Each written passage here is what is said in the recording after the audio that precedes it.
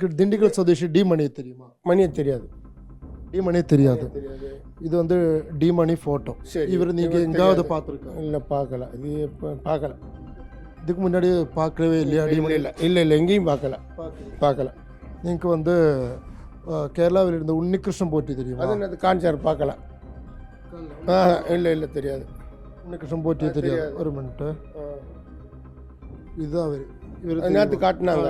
இவர் தெரியாது. கிடையாது. உன்னிகிருஷ்ணன் யாருன்னு இந்த போட்டோவில் பார்த்து தான் தெரியுது. அதுதான் எனக்கு ரொம்ப ഇതായിപ്പോയി.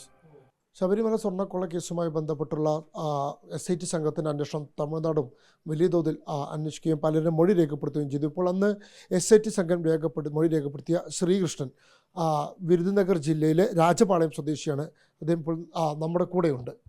நீங்கிட்ட SIT இங்கே வந்து சர்ச் பண்ணிடும். ஆமாம், நைட்டு ஒரு 8-9 மணிக்கு வந்தாங்க. நைட்டு நான் இல்லை, 8 மணிக்கு வந்து வீட்டில் எல்லாம் சர்ச் பண்ணிட்டாங்க. 6-7 பேர் வந்து சர்ச் பண்ணியிருக்காங்க.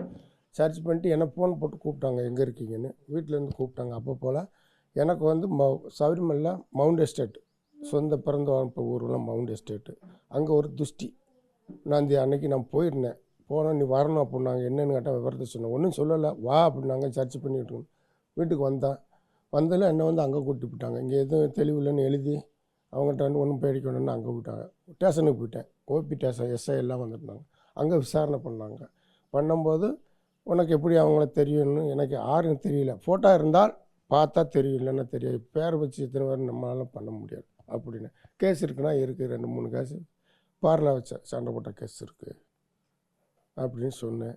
அப்புறம் எல்லாமே சர்ச் பண்ணாங்க. எல்லாமே ஃபோன் நம்பர் எல்லாம் எடுத்தாங்க. சரி அப்படின்ட்டு ஒன்றுமே இல்லைன்ட்டு அவங்க பாட்டுக்கு போயிட்டாங்க.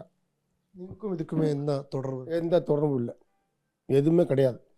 ஃபோன் நம்பர் இருக்குங்க. அங்கே என்ன ஒன்றும் பார்த்து எப்படிப்பாங்க நேரம் என்னன்னு தெரியல. என்ன நடந்துச்சு ஏது நமக்கு புரியல. ஆனால் இது நேற்று தான் தெரியும். அந்த சேனலில் சொல்ல போய் தான் எனக்கு தெரியும் சபரிமலையில் பந்தப்பட்டதுன்னு.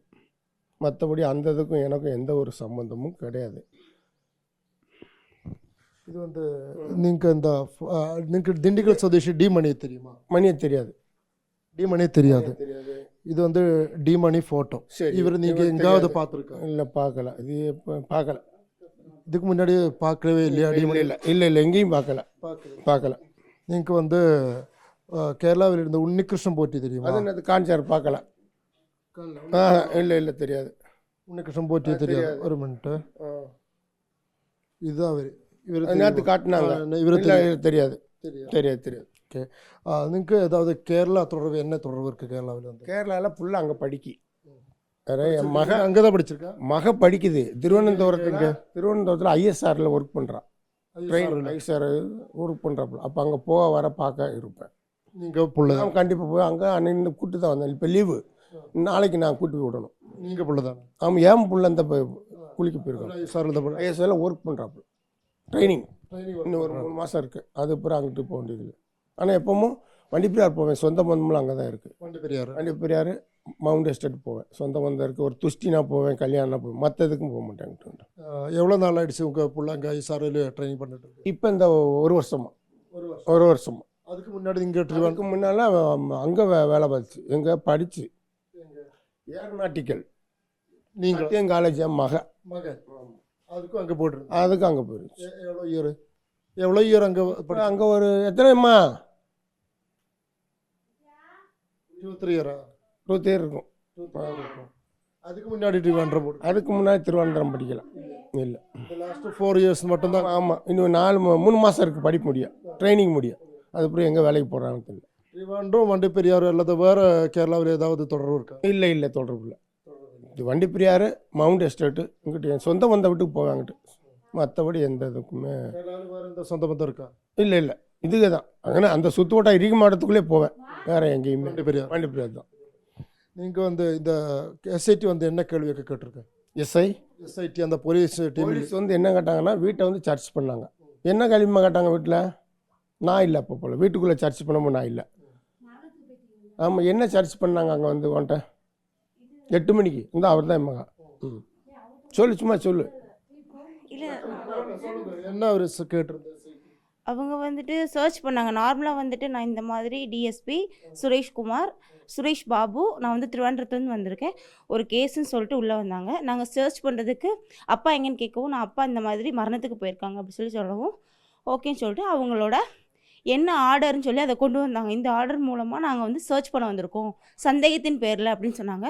அதுக்கப்புறம் அப்பாவை வந்து நிறைய டைம் கேட்டனால மொபைல் நம்பர் எல்லாமே கொடுத்தாச்சு. அப்பாவை ட்ரேஸ் பண்ண ஸ்டார்ட் பண்ணிட்டாங்க.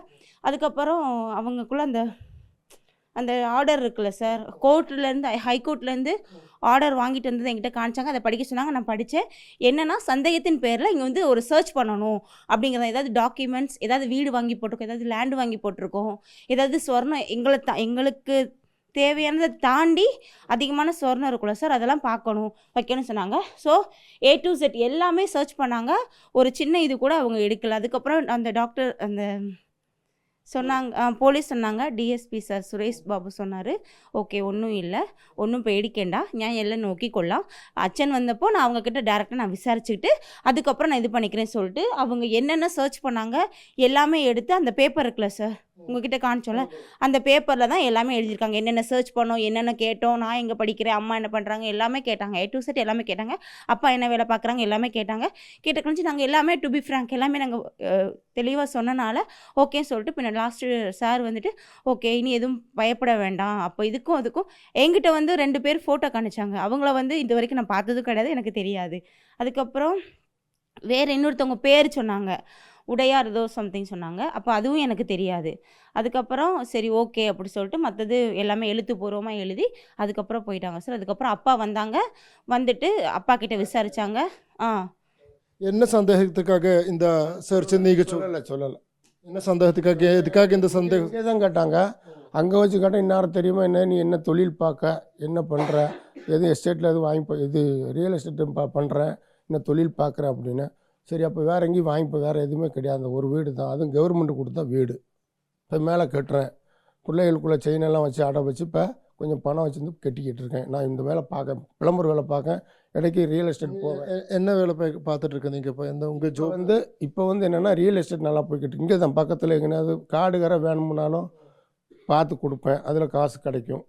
ரெண்டாவது இப்போ வேலை விளம்பர வேலைன்னா ஆளை கொண்டு போய் வேலை வைப்பேன், அவ்வளோதான். இல்லை இந்த திண்டுக்கல் நேட்டிவ் அந்த மணி இல்லையா, அவரும் ரியல் எஸ்டேட் பண்ணிட்டு இருக்கேன். அவருக்கு ஏதாவது ரியல் எஸ்டேட்? இல்லை கிடையாது. அப்படி இருந்தால் எதுனாலும் பெண்ணுங்கன்ட்டேன். இல்லை கிடையாது. இந்த ஒரு அதெல்லாம் சான்ஸே இல்லை. இங்கே எவ்வளோ காண்டாக்ட் நம்பர் இருக்கும்? எங்கே உங்களுக்கு எவ்வளோ காண்டாக்ட் நம்பர், சிங்கிள் காண்டாக்ட் நம்பரா, எவ்வளோ சிம் இருக்கும்? ஒரே சிம் வச்சுருக்கேன். இந்த அதுவும் பார்த்தாங்க, சர்ச் எடுத்து பார்த்தாங்க, எல்லாமே ஆல் செட்டு. உங்கள் நம்பர்கிட்ட உன்னிகிருஷ்ணன் போட்டி கால் பண்ணிட்டுன்னு சொல்கிறேன். அந்த கிடையாது. உன்னிகிருஷ்ணன் யாருன்னு இந்த போட்டோவில் பார்த்து தான் தெரியுது. அதுதான் எனக்கு ரொம்ப இதாகி போச்சு. அதாவது நான் பார்க்குற தொழிலுக்கு எல்லா நம்பரும் போகும், ஒரு நேரத்துக்கு ஒரு போகும். அதுக்காக நான் வந்து அவங்கள்ட்ட பேசினேன், யாரும் பேசலாம், அங்கே நல்லா இருக்கா இங்கே நல்லா கேட்கலாம், நானும் சொல்லலாம். மற்றபடி நேருக்கு நேரம் சந்திச்சு இடத்துல இல்லை யாரையுமே. ஏதாவது மலையாளிக்கிட்ட நீங்கள் ரியல் எஸ்டேட் பண்ணிட்டு இருக்கேன்? பண்ணலை. முன்னாடியே பண்ணிட்டு இல்லை பண்ணலை. ஏதாவது நகைக்காக டீலர் பண்ணிட்டா? என்ன கட்டினா தங்கத்துக்காக? இல்லை அந்த மாதிரியெல்லாம் வச்சுக்கிறேன். அது லேண்டு மட்டும்தான்? லேண்டு விளம்பர வேலை இந்த மாதிரி தான், அந்த மாதிரி வேலையெல்லாம் வச்சுக்கிறோம். கேரளாவிட்டு வேறு ஏதாவது தொடர்பு? வேறு தொடர்பு இல்லை. ஓகே, அதனால் கேரளாவில் போகிறேன். ஆமாம் கண்டிப்பாக போவேன். வர சொல்லியிருக்காங்க, போகணும். போகாமல் இருந்தால் தானே தப்பு வரும். நேரடியாக போய் சந்திக்கிறோம். எதுக்காக போகணும் சொல்லுங்க? பா ஒப்பு போடணும், போட்டு நீ போய்க்கிடலாம் அப்படின்னா. அப்போ மகளை கூப்பிட்டு போகிறேன் நாளைக்கு. அப்போ கூப்பிட்டு போய் விட்டுட்டு வர்றேன். இல்லை வந்துட்டே போ, அதோட போய். இல்லை வேறு எதனா சொல்லிடுங்க சார் அப்படின்னு. வந்து ஒப்பிட்டு போ, வேறு ஒன்றும் இல்லை, விசாரணை முடிஞ்சிடலாம் அப்படின்னு. நேற்றும் பேசினேன். நான் பேசினேன் நேரம். என்ன பேசிட்டு? சார் என்ன சார் ஆள் திடீர்னு வர்றாங்க, இவங்க வந்தாங்கன்னா எல்லாம் பார்த்து முடிஞ்சாச்சுல, எதுக்கு வந்தாங்க அப்படின்னா, சார் சரி ரைட்டு பாரு, நாளைக்கு வா, இனி யார் வந்தாலும் நாளைக்கு வாரம்னு மட்டும் சொல்லு அப்படின்னு. நேரடியாக வா அப்படின்ட்டு. வேறு எந்த இதுவுமே இல்லை.